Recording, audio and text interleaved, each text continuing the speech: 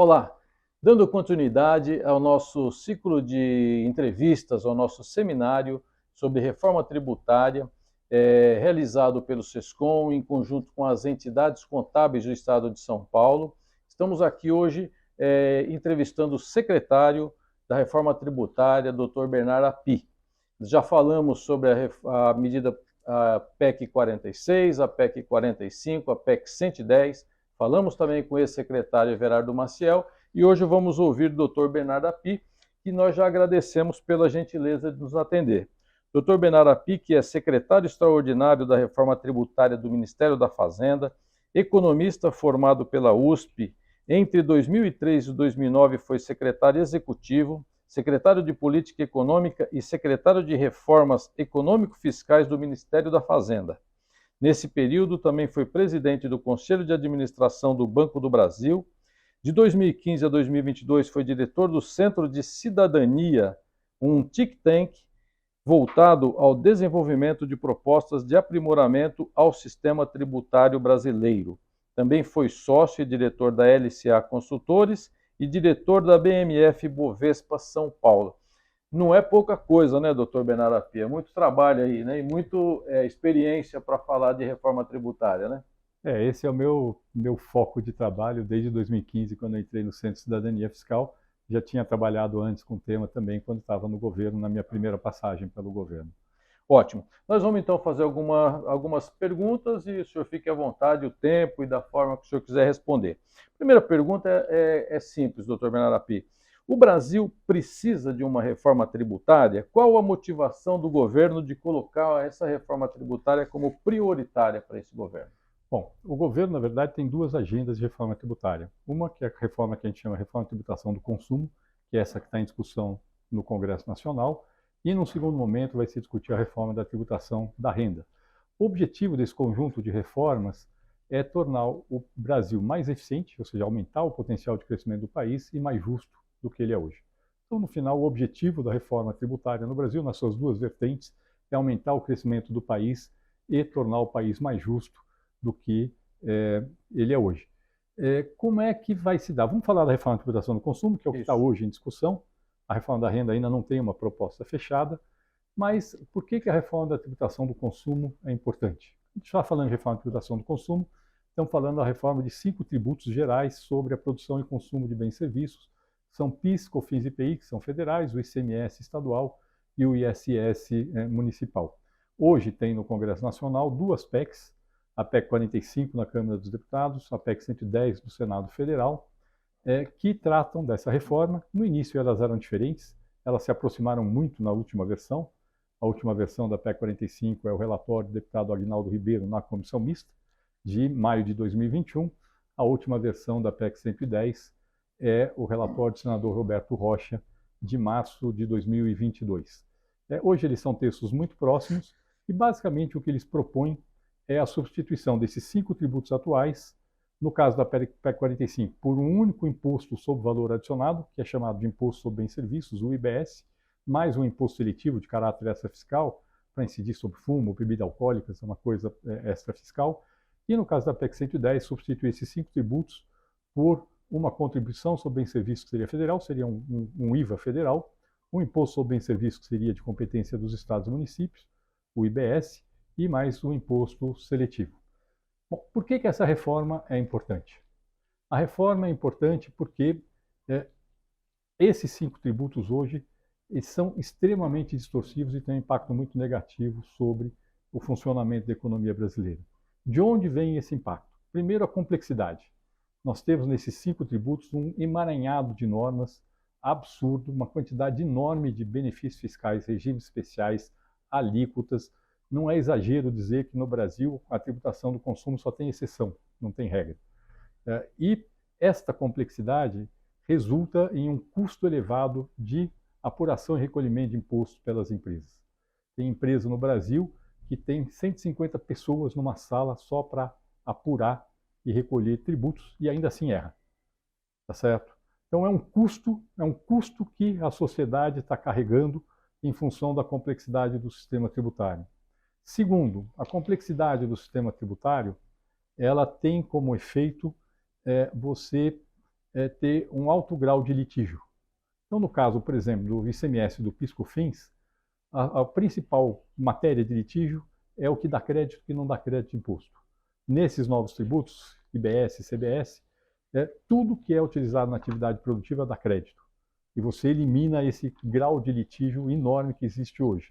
E o litígio representa custo para as empresas, custo para o governo, e litígio gera insegurança jurídica, e insegurança jurídica reduz o investimento. Outro problema do sistema tributário atual, cumulatividade. Nós temos no sistema tributário atual tributos que incidem ao longo da cadeia produtiva e não são recuperados. Seja tributos puramente cumulativos, como o ISS, e que, na verdade, não dá crédito. Portanto, o que você paga de ISS ao longo da cadeia vira custo que onera investimento, onera exportação. Seja por falhas nos sistemas de recuperação de créditos do ICMS e do PIS/COFINS, sobretudo. Seja por enorme dificuldade de recuperação de créditos acumulados, por exemplo, por exportadores, ou mesmo a restrições para recuperação de créditos nos investimentos, no caso do ICMS, você compra uma máquina, você recupera o crédito em 48 meses. E, por fim, o sistema tributário atual distorce a organização da produção. E a produção se organiza de forma menos eficiente do que poderia. Então, para dar um exemplo, pensa como é que a gente entende o que significa distorcer a organização da produção. A melhor forma de pensar nisso é pensar no mundo em que não tem esses 5 tributos. Pensa no mundo que não tem PIS, COFINS, IPI, ICMS, ISS. Aí pensa como a economia vai se organizar. Então, eu vou, por exemplo, eu quero montar um centro de distribuição. Você vai montar o centro de distribuição aonde? Vai montar o centro de distribuição onde você minimiza o custo de logística. Hoje, no Brasil, a gente monta centro de distribuição onde eu tenho melhor benefício fiscal. O que acaba acontecendo no Brasil hoje é que a gente tem passeio de mercadoria por causa disso. A mercadoria sai do estado A, vai até o estado B e volta para o estado A apenas para pagar menos imposto. Dá para entender que até do ponto de vista da empresa que está fazendo essa estrutura, tem lógica. Do ponto de vista do país, isso, na verdade, é completamente irracional, é uma perda de produtividade, e isso acontece de forma direta quando você tem muitas exceções no sistema tributário. Qual o efeito desse conjunto de distorções? O efeito desse conjunto de distorções é reduzir muito o potencial de crescimento do país. É difícil quantificar com precisão qual é esse efeito total. Uma parte é possível precisar de forma muito clara. Então, a eliminação da cumulatividade. Tem estudos que mostram que aumenta o PIB potencial do Brasil em 4%, só a eliminação da cumulatividade.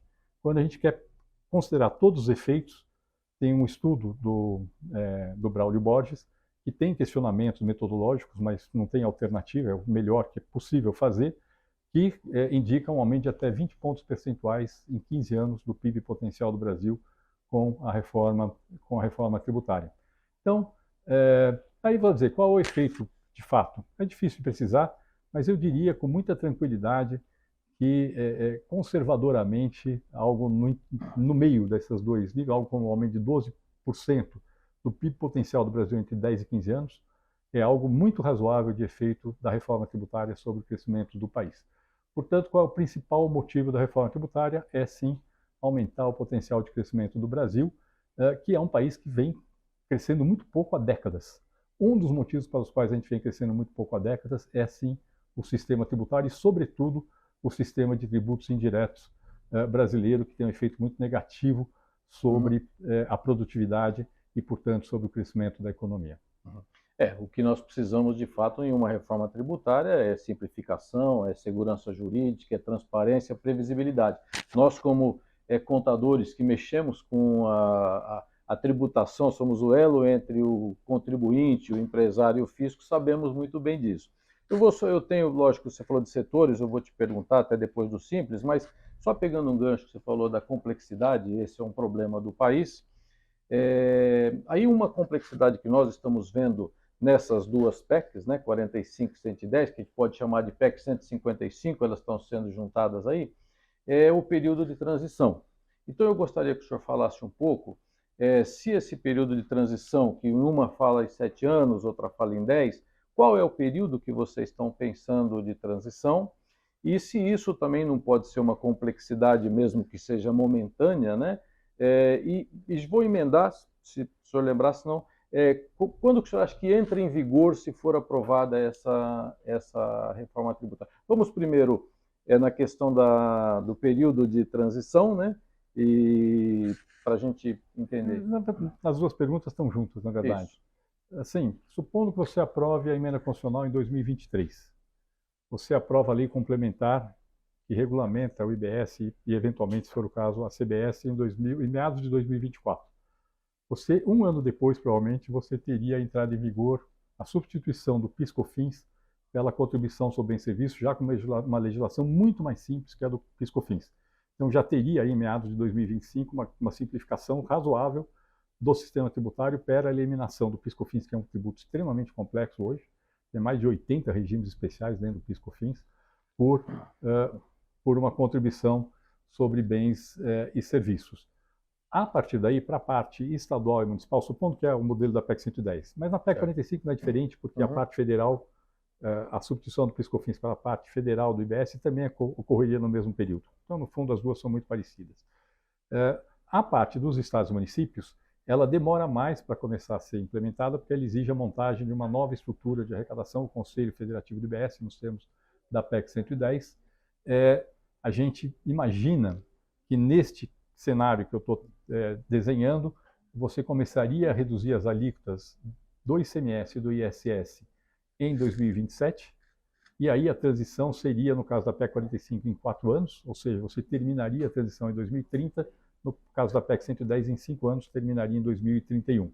Então, na verdade, em 2030, 2031, os tributos atuais estariam extintos e sobraria o IBS e, eventualmente, a CBS. Aí a pergunta é, isso gera complexidade durante a transição? A resposta é não. A ideia é que o IBS, e se existir a CBS, sejam tributos extremamente simples, em que, na verdade, o que a empresa deve é a diferença entre o débito incidente nas suas vendas e o crédito incidente nas suas compras, e calculado diretamente a partir dos documentos fiscais. Então, a rigor, qual é a obrigação para o contribuinte dentro desse novo modelo? A obrigação é vender com nota fiscal eletrônica, que já é uma obrigação que existe hoje. Existe sim uma parte do setor de serviços, algumas coisas que hoje não tem ainda documento fiscal, mas já existe estrutura para esse documento fiscal. Então, a nota fiscal de serviço eletrônica, que foi regulamentada recentemente, já permite pegar todas as atividades que hoje não emitem nota fiscal, elas já poderiam passar a emitir nota fiscal. Então, a obrigação é vender com nota fiscal e, nas compras que fizer com nota fiscal, identificar se aquilo dá direito a crédito ou não dá direito a crédito. Então, a rigor, neste modelo, a única obrigação é emitir nota fiscal eletrônica e registrar se o que você adquiriu dá direito a crédito ou não dá direito a crédito, e automaticamente você já sabe quanto você tem para pagar. Então, em termos da complexidade do sistema tributário atual, não aumenta, porque a rigor essas obrigações já existem. No limite, a ideia é que, se funcionar bem, o novo modelo pode até dispensar a escrituração fiscal para esses tributos, pode ser feito direto no nível do documento fiscal. Além disso, tem essa simplificação imediata já em 2025, no exemplo que eu dei, por conta da extinção do PIS/COFINS e substituição pela parte federal do IBS ou pela CBS. Então, na verdade, não tem esse aumento de complexidade durante a transição que está sendo colocado aí. Isso não existe. O próprio funcionamento da parte federal do IBS ou da CBS, antes de começar a fazer a transição para estados e municípios, já vai servir de teste para como vai funcionar a parte estadual e municipal. Então, na verdade, não tem aumento de complexidade. Ao contrário, tem uma redução de complexidade em 2025, pela extinção do PIS/COFINS, e depois tem uma transição na qual as exigências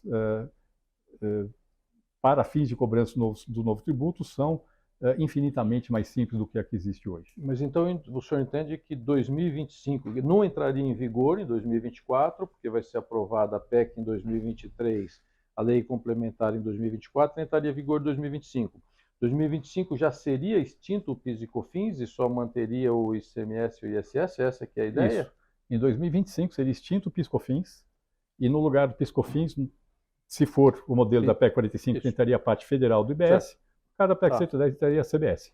E o ICMS e ISS seriam mantidos ainda até 2026. A partir de 2027, eles começariam a reduzir as alíquotas em 4 ou 5 anos e aumentaria a alíquota de referência do IBS nesse período. Então, eu vou fazer uma pergunta complementando isso. Eu ouvi o senhor dizendo uma vez uma alíquota previsível, nada certo, de 25%. Então, eu queria entender assim, se é por volta dessa alíquota mesmo, E como que seria esse período de transição? Então, por exemplo, eu já aplico a alíquota de 25% e tiro o PIS/COFINS, mas continuo pagando o ISS e o ICMS, ou essa alíquota de 25% ela vai sendo aumentada gradual? Como é que se daria em alíquotas esse período de transição? No caso da CBS, você faria uma transição imediata com uma previsão de ajuste de alíquota caso essa alíquota adotada inicialmente tenha algum efeito de aumentar ou reduzir a carga tributária em relação ao sistema atual. Então, no caso do ICMS e do ISS, o que aconteceria é que a alíquota do IBS correspondente à parte estadual e municipal, ela seria progressivamente elevada. Então, ela seria, vamos usar o exemplo da PEC 110, ela seria 20% da alíquota final em 2025, 40% em 2026, 60% e completaria a transição em 2031. No caso do ICMS e do ISS, você vai reduzindo as alíquotas ao longo desse período. Como é que você não precisa mexer na legislação para reduzir a alíquota? Não. A própria legislação já determina que você vai pegar a alíquota que consta da legislação e aplicar no primeiro ano 80% da alíquota do ICMS e do ISS, no segundo 60% e assim progressivamente. Então, na verdade, você vai fazendo um phase-out dos tributos atuais e um phase-in do novo tributo. E esse modelo é feito de forma a que, principalmente depois conhecido esse período em que já se calculou a parte federal, você vai fazendo isso mantendo a carga tributária.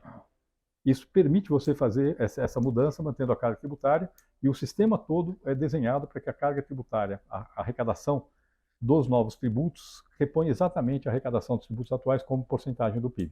Então, na verdade, não tem aumento de carga tributária nesse processo e a calibragem é feita ao longo da transição. Então, você se você tiver alguma diferençazinha no primeiro ano, você já corrige no segundo. Certo. Se tiver um ajuste, faz no terceiro. Mas no primeiro, por exemplo, se eu considerar isso, eu vou cobrar 20% dos 25%, vamos dizer que a alíquota seja 25%, do IBS eu vou cobrar já 5% e elimino o PIS e COFINS. Na primeira parte, sim. No primeiro ano, sim. Você elimina o PIS e COFINS e já passa a cobrar... cobra 5%, vamos dizer que a alíquota é 25%. Isso. Você já começa, já em 2025, você já cobra uma parte... não é 20%, no caso da CBS. CBS você já cobra, provavelmente é mais que 5%, a parte do PIS/COFINS deve ter... A alíquota, na verdade, esse é um ponto importante. A alíquota é aquela que mantém a carga tributária atual. Qual vai ser a alíquota? Esses 25% é uma estimativa, do que ela depende de vários fatores, ela depende do que vai acontecer com a sonegação. Nossa expectativa é que tenha uma redução relevante da sonegação. Quanto menor a sonegação, menor tem que ser a alíquota para manter a carga tributária. Isso é um ponto positivo. E ela depende de exceções. A PEC 45 e a PEC 110 têm como regra básica uma alíquota uniforme para bens e serviços e não tem benefícios fiscais, mas a gente sabe que no Congresso Nacional vai acabar tendo algumas exceções, alguns tratamentos favorecidos. Então, quanto maiores esses tratamentos favorecidos, maior tem que ser a alíquota modal para poder garantir a manutenção da receita. Agora as pessoas falam, não, a alíquota vai ser muito alta. As pessoas esquecem que elas já pagam isso hoje. Só conta de luz. Aqui em São Paulo, você paga 18% de ICMS e 9,25% de PIS/COFINS. Por fora, que é a alíquota que nós estamos discutindo, a alíquota sobre preço sem imposto, isso é 34,3%. Hoje eu já estou pagando na minha conta de energia elétrica 34,3% de imposto, sem saber que eu estou pagando, porque as pessoas não sabem fazer essa conta de quanto isso vale. Nós estamos falando de uma alíquota que vai incidir sobre o preço sem imposto, esses 25% é 25% sobre o preço sem imposto, o que dá 20% do preço com imposto. Tá certo? Então, para a nossa cabeça, essa jabuticaba que só tem no Brasil, os outros países todos calculam o imposto sobre o preço sem imposto por fora, para a nossa cabeça hoje seriam 20%. Então, esta alíquota vai dizer assim, sobe para alguns setores, baixa para outros, mas o efeito final é de manter a arrecadação. As pessoas já estão pagando esse tributo hoje, só que eles estão pagando sem saber que estão pagando. Esse modelo ele tem uma grande vantagem porque ele torna transparente aquilo que as pessoas pagam de imposto, que hoje elas já estão pagando e não sabem. E ele tem uma segunda vantagem, é que as pessoas estão pagando o imposto e estão pagando a ineficiência do sistema tributário. Então, as pessoas estão pagando o imposto, estão pagando o custo burocrático de apuração de imposto, estão pagando o custo do contencioso, estão pagando o custo dessa organização menos eficiente da economia, o custo do caminhão que fica dando volta simplesmente para passear com mercadoria por conta de falhas do sistema tributário atual. Tudo isso está no custo. Este custo vai deixar de existir. A tributação continua sendo a mesma e o custo da ineficiência, que onera o custo para o consumidor, ele deixa de existir. Então, na verdade, o efeito final de longo prazo, com certeza absoluta, na média, é uma redução do custo para o consumidor. Tá bom. Bom, o senhor falou que tudo dá direito a crédito, o senhor falou no início, então a gente entende que é o que é o crédito amplo, tudo que eu comprar que já tenha pago o imposto no início vai ter direito a crédito. Eu vou entrar no outro item, que é do Simples Nacional. O Simples Nacional está se dizendo que não vai ser mexido, né? Não tá, nessas PECs ele não está tratando do Simples Nacional. Porém, o Simples Nacional ele não vai transferir esse crédito, pelo menos é o que a gente tem visto. Se ele não transfere crédito, ele vai perder grande competitividade, porque na hora de eu comprar, eu vou procurar quem vai me transferir o crédito para eu deixar de pagar imposto. Como é que o senhor vê isso? Se é de fato isso que eu estou entendendo que vai acontecer e se a intenção mesmo é falar, ó, com essa mudança tributária, a gente esquece o Simples Nacional. Como é que vocês estão vendo essa questão do Simples, a competitividade e como é que ele fica depois? Não, na verdade não é isso, não. Tá. O Simples Nacional está sendo mantido, ou seja, a empresa que quiser mantém o Simples Nacional no modelo que é atual, só que na PEC 45 e na PEC 110 se abre a possibilidade para aquela empresa do Simples que está no meio da cadeia, que presta serviço para compra insumos e presta serviço para uma empresa, ela possa optar por recolher a parte correspondente ao IBS e à CBS pelo regime normal de tributação.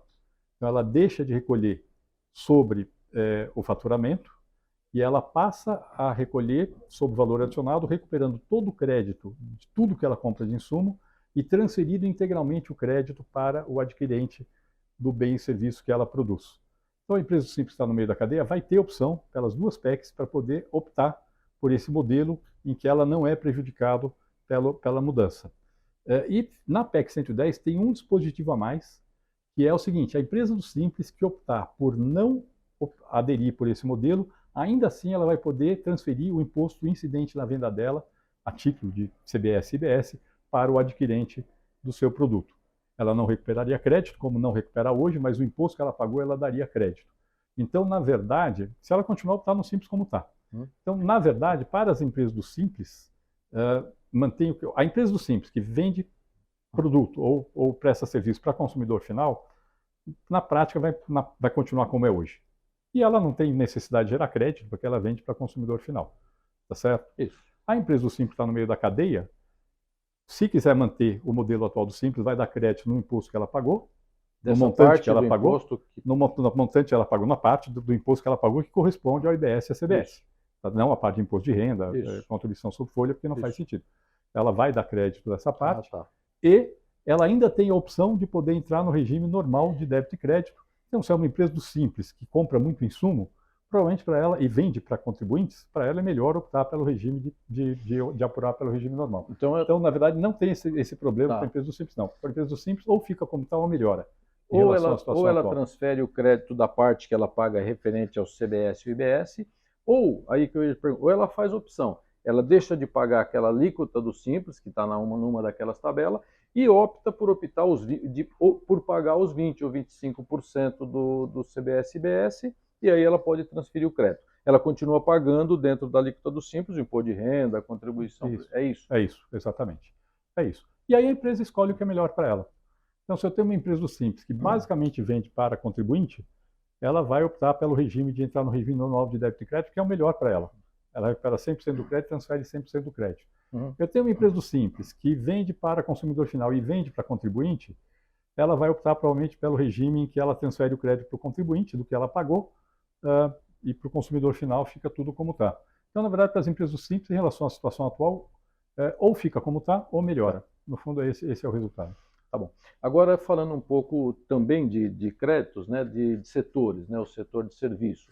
O setor de serviço, a gente entende que, olhando da forma que nós estamos entendendo até agora, ela será prejudicada porque tem empresas, se você pegar nossas empresas de contabilidade, uma escola, alguma empresa prestadora de serviço de vigilância, 70%, 60% do custo dela é mão de obra, né, folha de pagamento.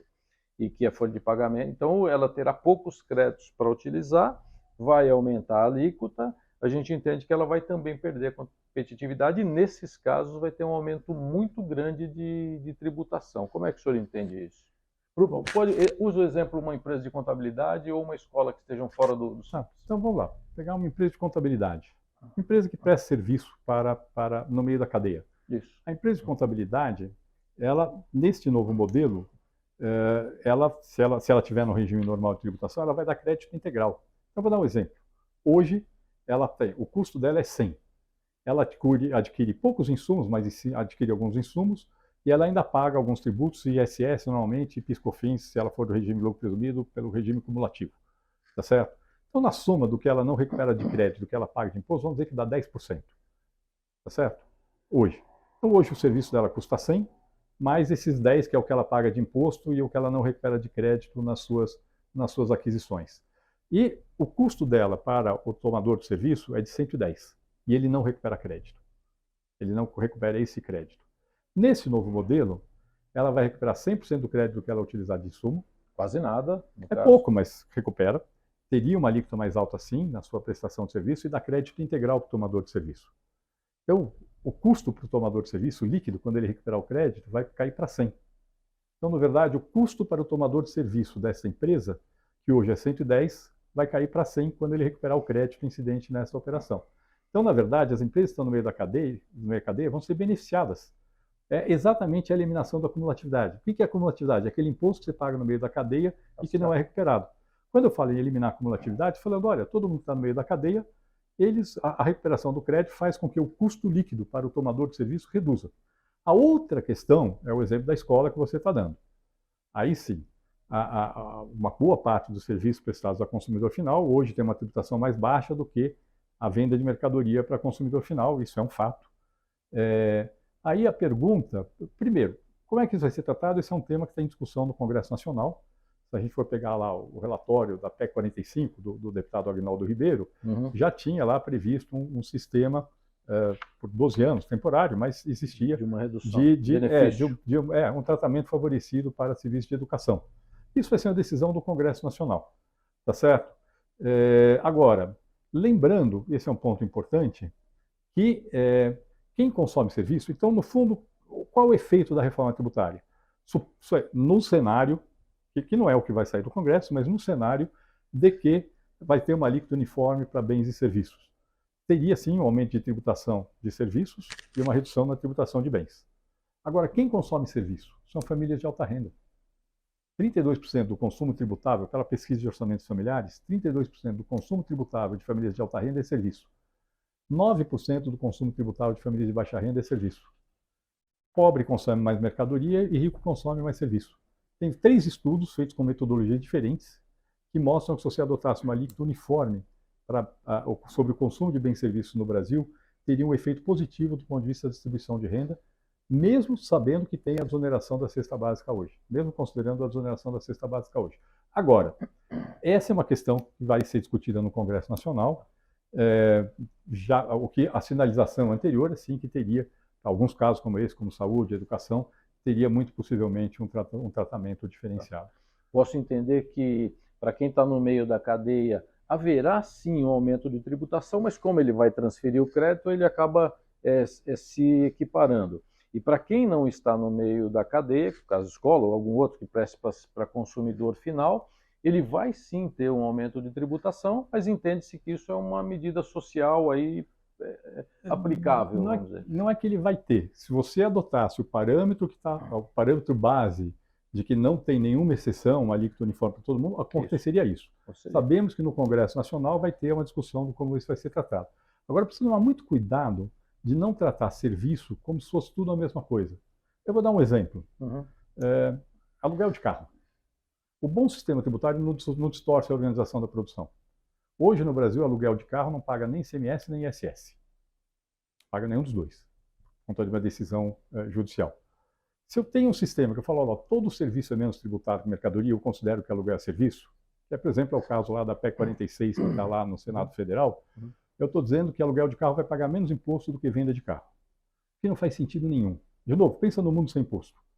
No mundo sem imposto, eu vou comprar o carro, vou alugar o carro. Eu vou fazer aquilo que for mais eficiente. Eu não posso, na tributação, dizer que alugar carro é melhor do que comprar o carro. É mais barato do que comprar o carro. Eu tenho que tratar por igual. Esse tipo de distorção tem que eliminar. Esse tipo de distorção, que na verdade é mantido nesse modelo da PEC 46 do Senado Federal, esse tipo de distorção tem que ser eliminado. Porque é o tipo de distorção que a gente está querendo eliminar, que faz a economia se organizar de forma ineficiente. É um tipo de distorção que gera distorções federativas, porque quem tributa a venda do carro é o Estado, quem vai tributar o aluguel vai ser o município. Por que o Estado vai perder 18% de receita para o município ganhar 5%? Tá certo? Não tem lógica esse tipo de distorção. Então precisa tomar muito cuidado de não tratar serviço como uma coisa só. Tem várias questões de serviços, tem serviços que estão no meio da cadeia, que vão ser beneficiados pela eliminação da acumulatividade, tem serviços de interesse social, como saúde, educação, e tem serviços que têm que ser, sim, corrigir distorções que existem hoje, como é o caso do aluguel de carro, que precisa, sim, ou um serviço de streaming. Por que um serviço de streaming tem que pagar menos imposto que uma camisa? Alguém me diga. Qual o motivo? Tá certo? A rigor não tem. Ou alguém defende que serviço de streaming tem que pagar menos imposto que camisa. Mas um é serviço, o outro é mercadoria. O pessoal de streaming, sim. Mas pergunta para o resto. Assim, tá certo? Por que não corrigir essa distorção? Na hora de falando todo serviço vai pagar menos imposto, você está gerando uma distorção que não se justifica. Em alguns casos, eu entendo que tenha preocupações e isso vai ser tratado pelo Congresso Nacional. Mas muito cuidado para não fazer esse tratamento linear de diferenciação entre serviço e mercadoria, porque você vai manter muitas distorções que existem hoje que não se justificam nem do ponto de vista da eficiência econômica, como é o caso do aluguel de carro, nem do ponto de vista alocativo, do distributivo, porque exatamente quem consome mais esses serviços que não são de interesse social, que são pouco tributados, hoje são as pessoas mais ricas. Agora, o serviço de interesse social é outro assunto, o Congresso Nacional vai discutir. Tá bom. Você falou de simplificação, só para pegar, a PEC 45 e a 110, como nós falamos, elas se convergem, né, de certa forma. Falando em simplificação, você acha que dentro disso que está sendo discutido pelo governo, é possível usar alguma coisa da PEC 46, que traz a simplificação para o ISS e para o ICMS com a unificação das legislações e das alíquotas? Dá para incluir alguma coisa, aproveitar para simplificar, não? O problema não é simplificar. Simplificar, as duas simplificam. Queria deixar bem claro. Aliás, a PEC 46, do ponto de vista de simplificação, ela se inspirou nas PECs 45 e 110. Tá certo? A base dela, a simplificação que tem na PEC 46, que é a legislação nacionalmente uniforme, um sistema extremamente simples, ele já está nas PEC 45 e 110. A diferença da PEC 46 é que ela mantém essa separação entre ICMS e ISS. Isso, para nós, não é uma medida muito ruim por vários motivos. Ela é muito ruim por vários motivos. Primeiro motivo, quando eu mantenho o ICMS separado do ISS, eu mantenho uma boa parte, talvez a maior parte da acumulatividade que existe hoje no sistema tributário brasileiro. E mais, é uma acumulatividade que tende a aumentar, porque a indústria moderna é cada vez mais intensiva em serviços. Então, eu tenho uma indústria que é cada vez mais intensiva em serviços e eu tributo o serviço e não dou crédito. Isso é um problema. Eu estou tirando competitividade da indústria moderna brasileira. Esse imposto que é pago ao longo da cadeia não é recuperado, eu mantenho uma boa parte, talvez a maior parte, se eu mantiver a separação de ICMS e ISS. Tanto porque serviço não gera crédito para quem é contribuinte de ICMS, como porque quando um prestador de serviço compra uma mercadoria, ele não recupera o crédito também. Então, na verdade, estou gerando uma dupla acumulatividade. E isso tem um efeito negativo, que aumenta o custo de investimento e, na verdade, tira a competitividade da produção nacional. Segundo, essa separação entre mercadoria e serviço gera esses problemas que eu já falei. Por que aluguel de carro, pela PEC 46, tem que pagar menos imposto que venda de carro? Não tem. Por que streaming tem que pagar menos imposto que camisa? Por que software tem que pagar menos imposto de computador? Só para o técnico ir lá ficar... O técnico não, os fiscos estadual e federal e o fisco municipal irem lá e ficarem brigando para saber qual é o valor do software e qual é o valor do computador. Pagar a mesma coisa. Por que uma caneca, que eu faço uma impressão 3D, que é um serviço, tem que pagar menos imposto que a mesma caneca feita numa indústria? Tá certo? Essa questão... Por isso da unificação. Por isso da unificação. É extremamente importante a unificação para evitar esse tipo de distorção. E então, essa distorção resulta em menos crescimento, porque onera investimento e exportação. Essa distorção gera complexidade, que certamente dá litígio. Na hora que eu tiver esse problema aí, eu tiver impressora 3D, vai lá o município dizendo que é serviço, e vai lá o Estado dizendo que aquilo é uma produção industrial, e aí a gente vai levar 20 anos no Supremo, no Judiciário para decidir. Continua a contingência. Continua a contingência e gera problemas federativos. Aquele exemplo que eu dei, hoje eu vendo um carro e pago 18% de ICMS.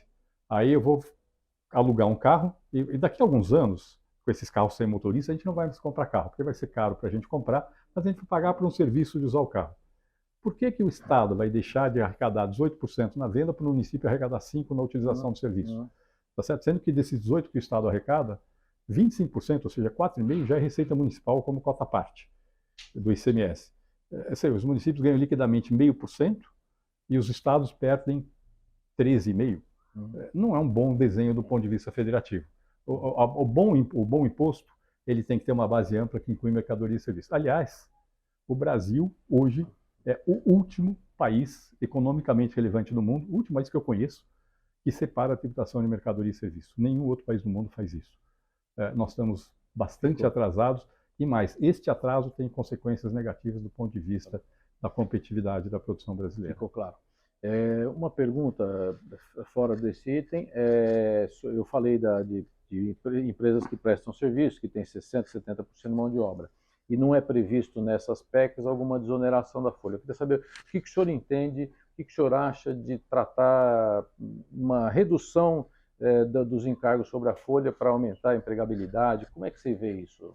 Eu entendo a demanda, acho que tem razões, mas tem um problema importante. Eu preciso ver como eu vou financiar. A situação fiscal do país hoje não permite que você deixe de financiar adequadamente. Não dá para financiar aumentando a tributação do consumo, porque a tributação do consumo no Brasil hoje já é muito elevada. O ideal é, no longo prazo, a gente reduzir a tributação do consumo, mas ela é muito elevada. Nós, no governo federal, não aceitamos um modelo de uma CPMF, uma contribuição sobre movimentação financeira, porque a gente acha que é um modelo muito distorsivo. Então a questão é como vamos financiar. O governo federal quer tratar esse tema no segundo semestre junto com a discussão da reforma do imposto de renda, porque aí pode-se eventualmente discutir como vai ser financiado. Então a questão é discutir como é que vai financiar, de onde vem os recursos para poder fazer e como deveria ser feita uma eventual desoneração da folha. Então não somos contra, mas precisamos entender como vai ser financiado e mais, como vai ser o desenho da desoneração da folha. Não é uma redução linear integral da contribuição, é algo diferente. O senhor falou da tributação de dividendos e da revisão de imposto de renda, que é a segunda fase, que aí eu queria saber o seguinte, como é que o senhor está pensando, como é que vai ser feita essa reforma nessa parte de tributação de dividendos e redução e do imposto de renda e contribuição? Eu lembro que tinha um PL, acho que era 2337, que já tinha tratado um pouco disso, tinha reduzido uns 8% na tributação do imposto de renda, ia tributar o dividendo em 15%, tinha um limite para começar a tributar. Já tem algum estudo sobre isso? Como é que está essa questão? Não, a proposta de reforma do imposto de renda está em discussão, não tem uma proposta de governo fechada, então está em discussão dentro do governo, obviamente tem ideias. A ideia, qual vai ser a proposta, vai ser conhecida no segundo semestre desse ano. Eu não tenho como dar detalhe, muito provavelmente vai sim incluir essa ideia de reduzir a alíquota na empresa e passar a tributar a distribuição, mas não necessariamente no modelo exatamente como está no PL 2337. Nós entendemos que o PL 2337, que está hoje no Senado Federal, foi aprovado na Câmara, tem muitos problemas, então o modelo que vai ser pensado provavelmente vai ser diferente, mas a ideia sim de tributar a distribuição, reduzir a alíquota na empresa, muito provavelmente vai constar, até porque isso já constava do programa do presidente Lula. Então, não estou dizendo que com certeza vai constar, porque não se bateu o martelo sobre a proposta, mas a chance de constar é razoável.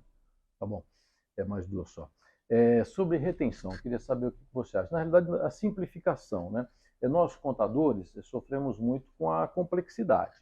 E a retenção de imposto de renda, impostos federais, eu estou falando, não estou falando sobre folha, sobre pessoa física. Imposto de renda, contribuição, PIS e COFINS, retenção nas notas fiscais dos prestadores de serviço.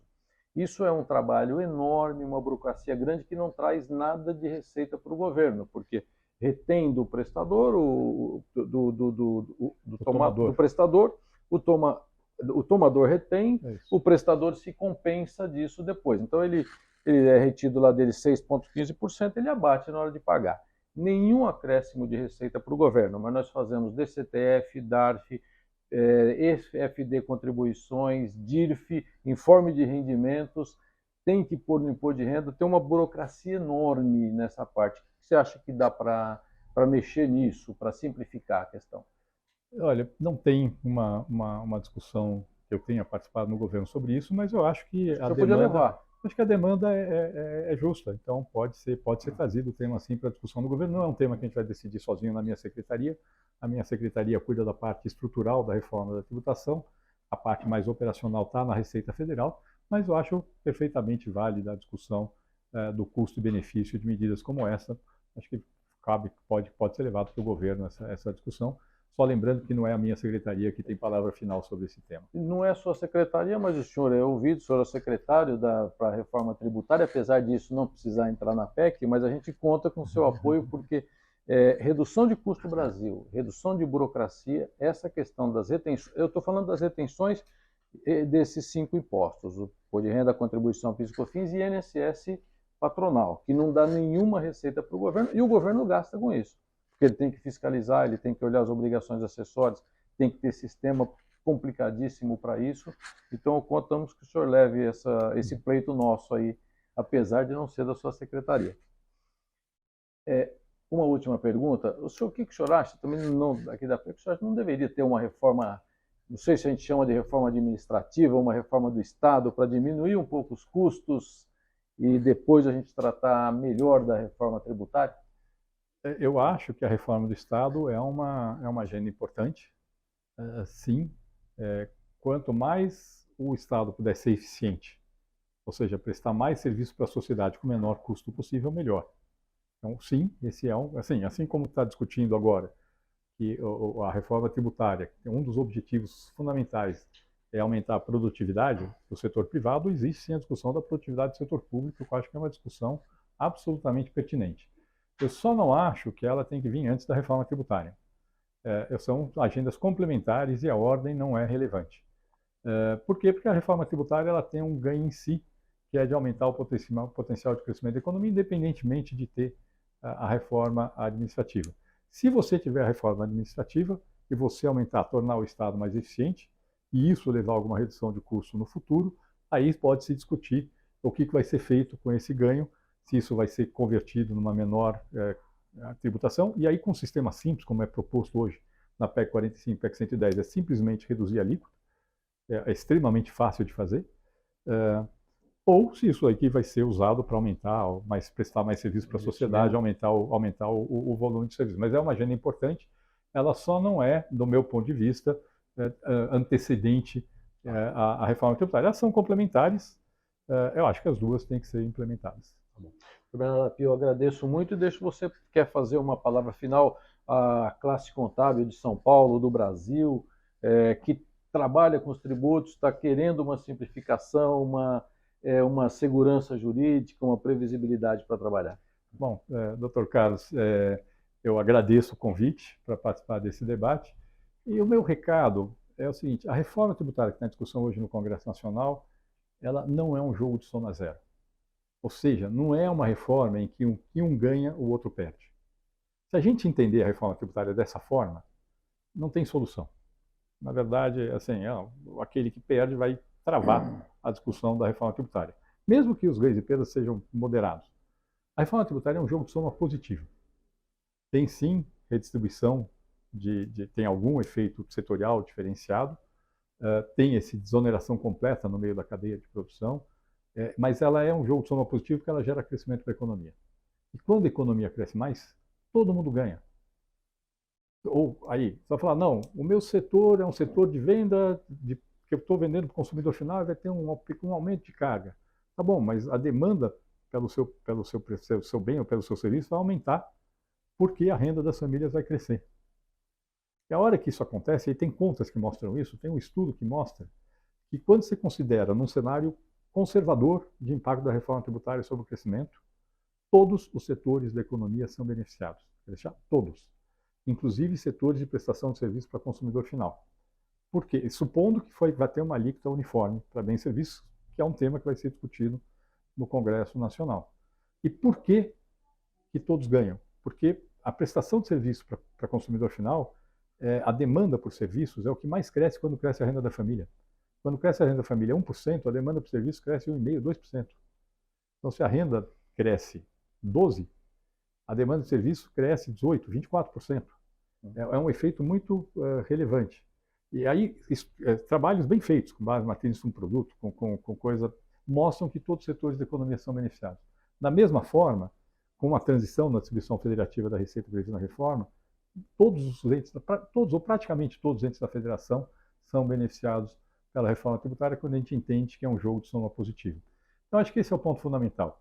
A reforma tributária tem sim que ouvir todos os atores econômicos, isso é muito importante, mas tem que ter a compreensão de que ela é uma mudança que é positiva para o país como um todo e para o crescimento da economia. E o crescimento da economia beneficia o empresário, porque ele lucra mais, beneficia o trabalhador, porque a renda e o poder de compra deles aumentam, e o emprego também, e beneficia até o próprio governo. Porque se você mantiver a carga tributária, se a economia cresce mais, o governo arrecada mais. E isso, na verdade, é positivo na prestação de serviços públicos. Então, eu acho que esse é o ponto importante nesse debate. E, mais uma vez, queria agradecer aí o convite para fazer essa discussão extremamente importante. Tá bom.